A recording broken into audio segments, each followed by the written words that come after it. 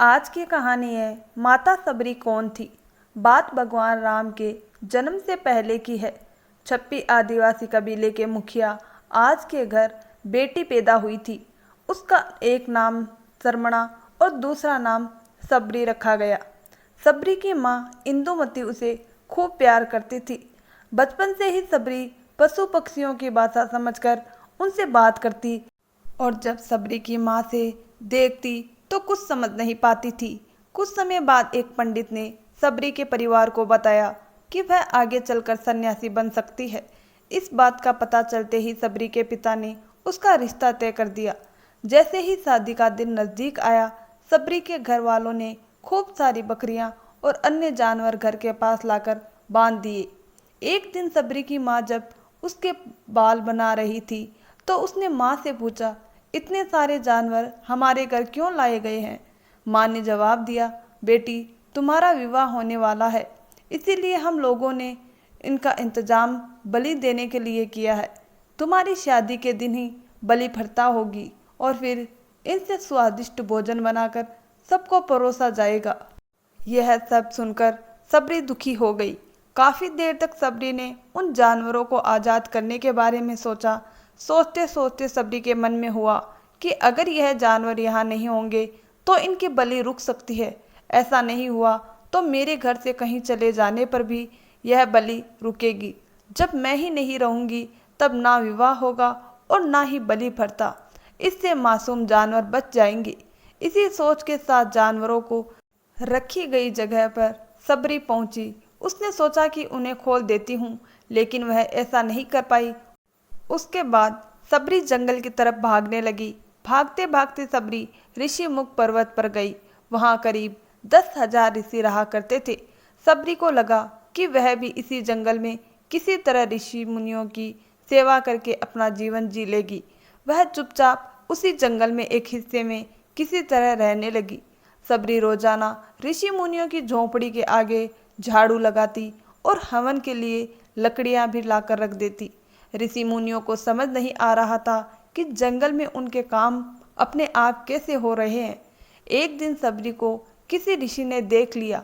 उसे देखते ही उसका परिचय पूछा।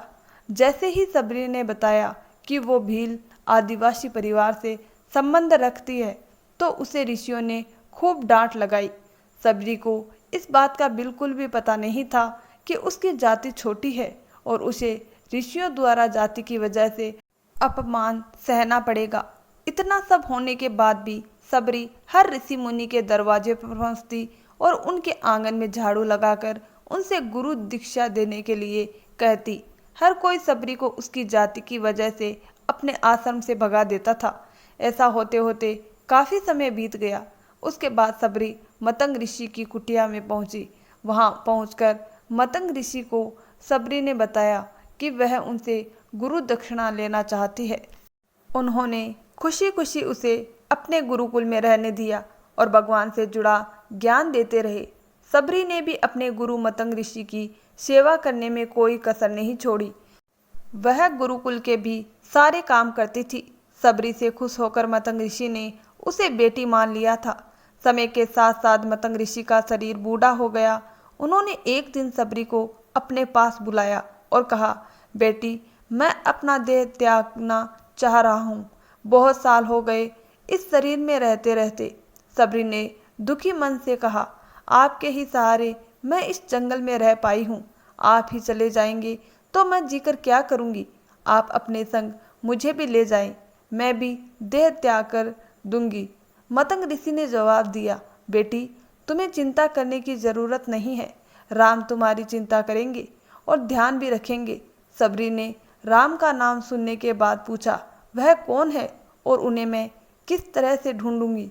मतंग ऋषि ने बताया, राम कोई और नहीं भगवान है। वह तुम्हें सारे अच्छे कर्मों का फल देंगे। तुम्हें उन्हें ढूंढने की कोई ज़रूरत नहीं है। वह एक दिन खुद तुम्हें खोजते हुए इस कुटिया में आएंगे और तुम्हें उनके हाथों ही मोक्ष मिलेगा। तब तक तुम इसी आश्रम में रहो। इतना कहते ही मतंग ऋषि ने अपना शरीर त्याग दिया।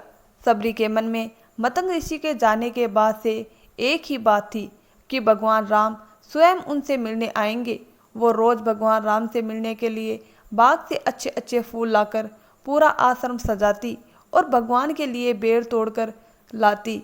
भगवान के लिए बेर चुनते हुए सबरी उन्हें चख लेती थी ताकि भगवान को वो सिर्फ मीठे बेर ही दे। रोजाना सबरी इसी तरह भगवान के दर्शन की आस में फूल और बेर इकट्ठा करती रही।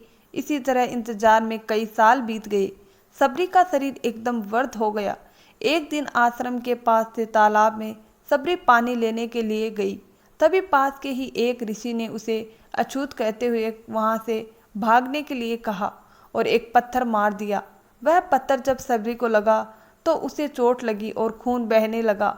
बहते हुए खून की एक बूंद उसी तालाब के पानी में गिर गई। तभी पूरा तालाब का पानी खून में बदल गया।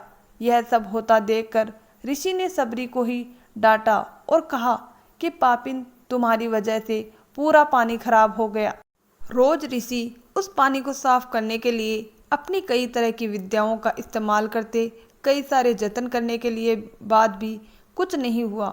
फिर उन्होंने गंगा जैसी कई पवित्र नदियों का जल भी उस तालाब में डाला, फिर भी तालाब का पानी साफ नहीं हो पाया और वह खून जैसा ही रहा।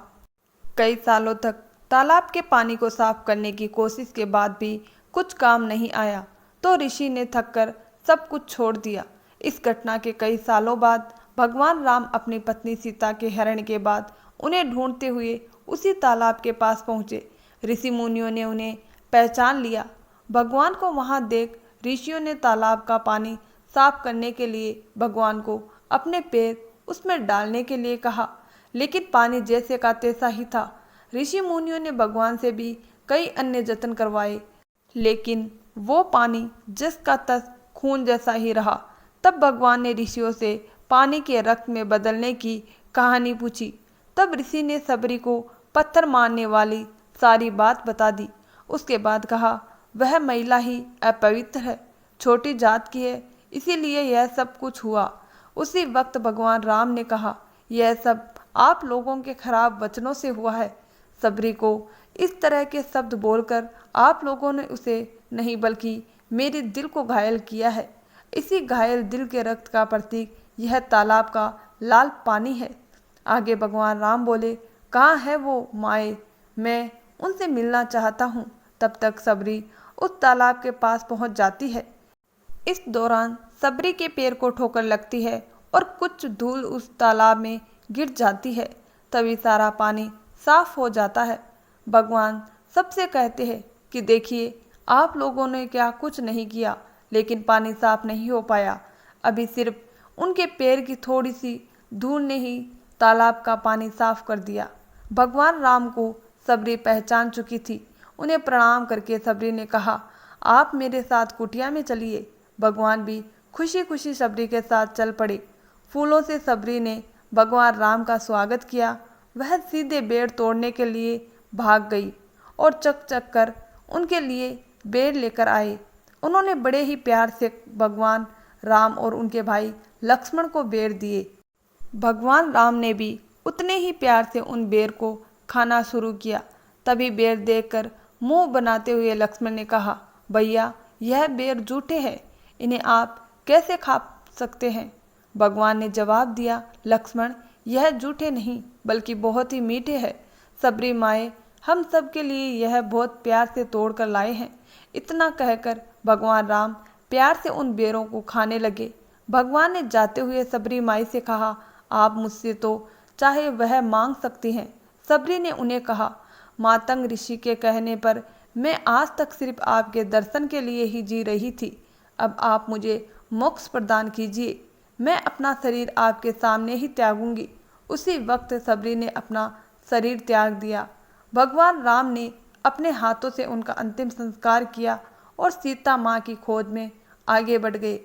इस तरह से ऋषि मतंग की बात सच साबित हुई और सबरी को भगवान राम के दर्शन भी हुए। तभी से भगवान को सबरी के नाम भी कहा जाने लगा। सच्ची श्रद्धा हो तो भगवान के दर्शन जरूरी होते हैं।